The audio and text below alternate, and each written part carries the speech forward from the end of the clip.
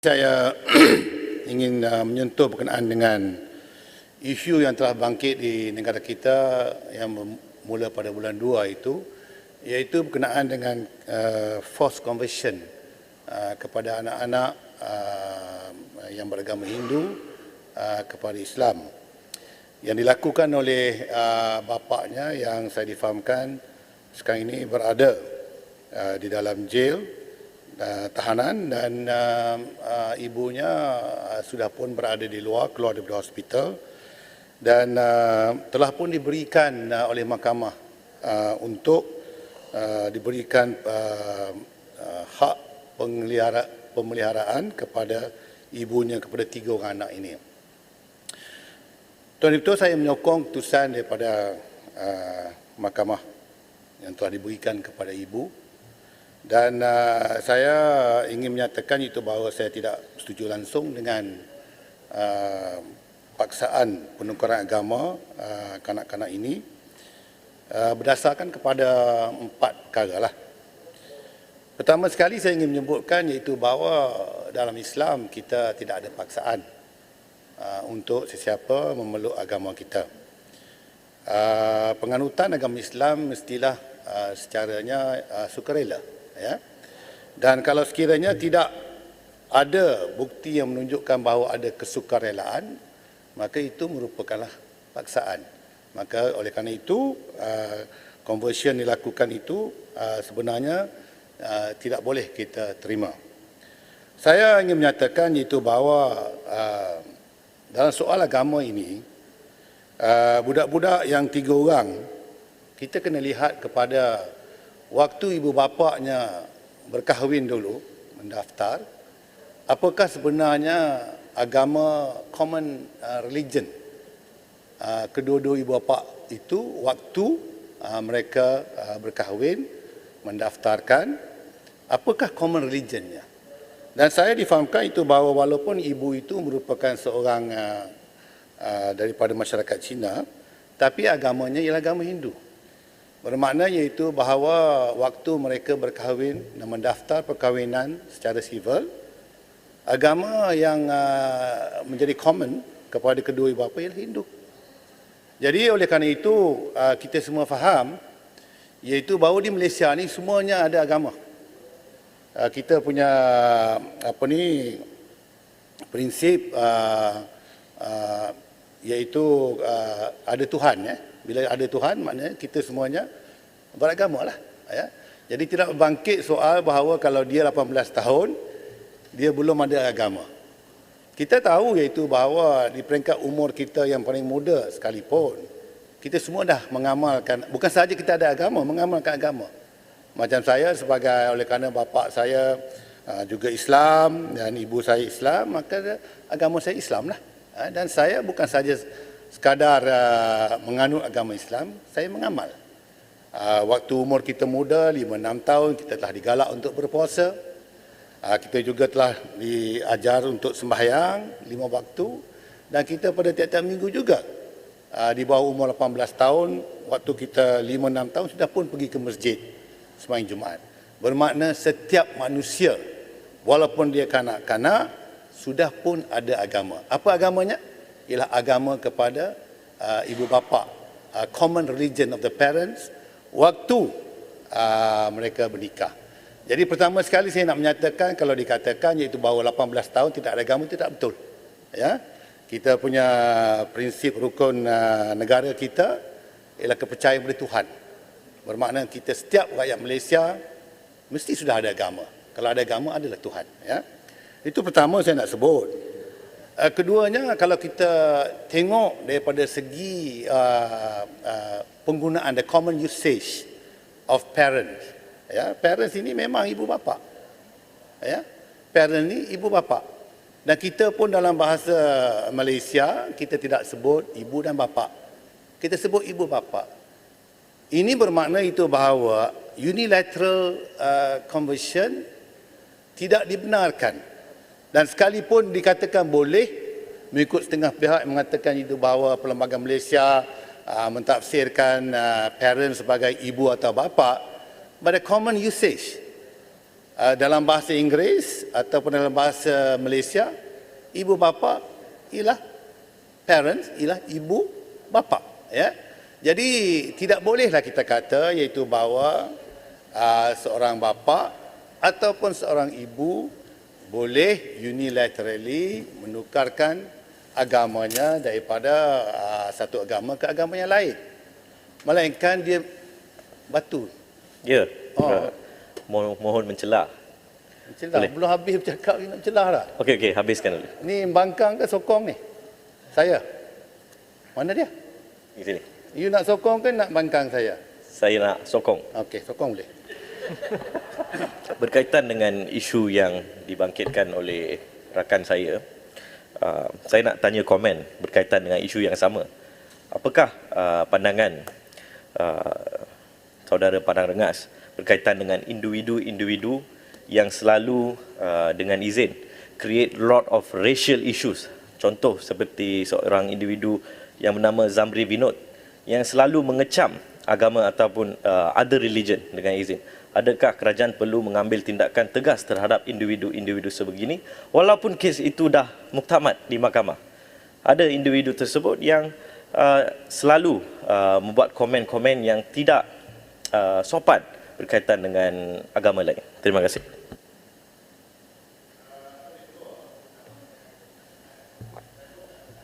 Orang ni, to me he's not important, he's not relevant, and I don't give a damn whatever he says. Yeah, it's not going to affect my life, and saya tidak fikir dia boleh menggugatkan kita. Keduanya, inilah yang kita tuntut. Pembangkang pun tuntut, iaitu bahawa freedom of speech. Yeah, so if this freedom of speech, maknanya kalau kita tak tahan dengar pun, tak usah berdudilah. Ni freedom of speech. Yeah, saya pun ada kalanya tak tahan dengar juga apa yang cakap dalam dewan ni, tapi that is the freedom of speech. So freedom of speech ni bukan hanya untuk kita bebas bercakap, tapi kita juga kena bebas dengar apa orang cakap, ya. Ketiganya, saya ingat pembangkang pun tak setuju hari itu suruh buang Sedition Act. Tapi inilah sebenarnya tujuan Sedition Act ialah untuk menghalang orang seperti ini, ya, daripada terus mengeluarkan kenyataan-kenyataan yang boleh menyakitkan perasaan masyarakat satu-satu kaum. So I hope kalau batu bangkit benda ni, sokonglah supaya Sedition Act ni diteruskan. Sebab kalau dalam akta-akta lain tidak boleh diambil tindakan terhadap beliau. Tapi bawah akta hasutan, we can take action against him because kita negara berbilang kaum dan kita mesti menjaga dan memelihara hubungan baik di antara kaum yang ada dalam negara kita ini. Jadi saya nak balik, okey ya, betul, saya nak balik kepada isu parent tadi. Tak betul kalau one unilateral conversion ni, seorang bapa dia tukar agama, kemudian nak tarik anak-anak dia. Tidak boleh. Saya punya pendirian apa sekalipun, jawabnya adalah tidak boleh. Dan bapa itu tidak berhak untuk menukar agama anak-anaknya, melainkan kalau dia juga berunding dengan isterinya. Sebab common religion itu sudah ada. Dan religion kepada budak-budak ni pun sudah ada. Jadi kepada saya, kalau kita benarkan iaitu bahawa bapa itu boleh convert, then it's going to be what we call, kepada saya lah, constructive coercion. Ya, constructive coercion maknanya kalau kita convert satu orang tanpa kebenaran daripada ibu pihak yang lain, that's constructive coercion. You still paksa, ya, walhal orang itu sudah pun ada anak. Jadi kepada saya lah, it's very important that we should not allow this. Dan kita pun, saya nak sebut di sini, iaitu soal kedua, mesti ada keadilan. Islam mengutamakan keadilan. Adakah adil seorang kanak-kanak macam kes Indira Gandhi dahulu? Anak baru lahir dirampas daripada ibunya waktu masih lagi menyusu, dirampas daripada ibunya, kemudian ditukar agama ke Islam. Saya sebagai orang Islam, saya tidak bangga dengan perkara seperti ini. Ya? Jadi sebab itu kepada saya, Islam mahukan ada keadilan. Dan memang tidak adil kalau sekiranya seorang daripada ibu dan bapa menukar agama anak mereka yang sudah pun ada agama. Ya, dan tukar agama tanpa persetujuan itu adalah tidak adil, ya. Kalau kita tidak suka ketidakadilan, kalau kita tidak mahu keadilan, jangan kita melakukan ketidakadilan kepada orang yang lain. Don't do to others what you don't want others do to you. Okey. Jadi saya daripada segi keadilan pun memang tidak ada keadilan. Ibu tu masuk hospital, kemudian tiba-tiba masuk hospital, kononnya juga dipukul oleh suaminya. Tiba-tiba keluar anak dah tak ada. Ini apa ini? There's no fairness in this. Ya? Jadi sebab itu kepada saya soal kedua, kerana tidak keadilan, saya tidak setuju dengan forced conversion yang telah dilakukan. Ketiganya yang saya tidak setuju ialah kerana sebagai seorang orang Islam dan sebagai sebuah negara yang mana Islam itu merupakan agama persekutuan, ya, we have the responsibility, tanggungjawab untuk menjaga kepentingan minoriti. The rights, interests of the minority must be taken care of. Ya, betul lah 60% Islam dan dalam persekutuan itu mengatakan bahawa Islam agama persekutuan. Tapi kita tidak boleh mengatakan itu bahawa kita boleh menindas minoriti. Dan kepada saya seperti ini, kalau kita tidak lakukan apa yang patut lakukan, we are actually menindas kaum minoriti. I mean, those non-Muslim will live in fear. Because every time, kalau berlaku pergaduhan di antara suami isteri yang bukan Islam, selalunya akan berlaku disalahgunakan mereka. Saya tidak mahu mempertikaikan soal sama ada dia ikhlas atau tidak ikhlas masuk Islam. Tapi selalunya kita ada 4-5 kes dah. Gaduh lelaki suami isteri yang bukan Islam, maka suaminya akan convert. Bila convert, kemudian convert anak dia sekali. That's not fair. And we are not taking care of the interest of minority. Tidak boleh, ya. Sebab itu saya tidak setuju. Saya tahu masa tidak mencukupi. Saya nak tanya di sini kepada Menteri yang jaga undang-undang, iaitu bahawa saya difahamkan bahawa kita akan pindah perlembagaan.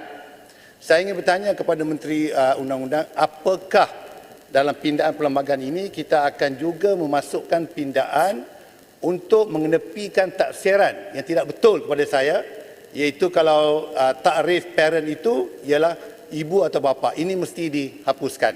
Parents are parents, both husband and wife. Jadi itu pertama saya ingin tanya kepada Menteri.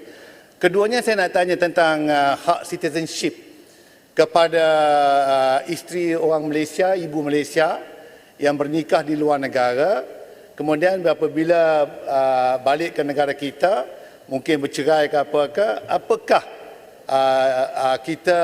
saya difahamkan oleh Menteri Dalam Negeri, iaitu bahawa dia minta dia merayu kes ini kerana tujuannya ialah untuk memakan masa supaya kita akan dapat pindah perlembagaan untuk memberi hak kepada ibu Malaysia yang melahirkan anak di luar negara, memberikan hak citizenship kepada anak-anak mereka.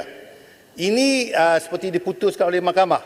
Jadi saya nak tanya kepada Menteri Undang-Undang kedua-dua perkara ini. Sudahkah ataupun akan dilakukan pindaan perlembagaan pertama untuk takrif semula, iaitu bahawa parent ialah ibu dan bapa, bukan ibu atau bapa, ibu dan bapa. Ya. Parents is father and mother. Keduanya, kita difahamkan bahawa kerajaan akan merayu kes mahkamah yang memberikan hak kepada ibu untuk mendapatkan anak-anak mereka itu yang lahir di luar negara, hak kewarganegaraan. Apakah pindaan juga akan dibuat terhadap perkara ini supaya ibu itu akan mendapat hak memberikan warga negara kepada anak-anak mereka. Sekian, terima kasih. Terima kasih Yang Berhormat Parangas. Seterusnya saya persilakan Yang Berhormat Tuaran, 20 minit selaku Ketua Parti. Terima kasih Tuan Yang Dipertua kerana memberi peluang pada Tuaran untuk turut serta membahaskan usul menjunjung kasih titah ucapan diraja yang dibentangkan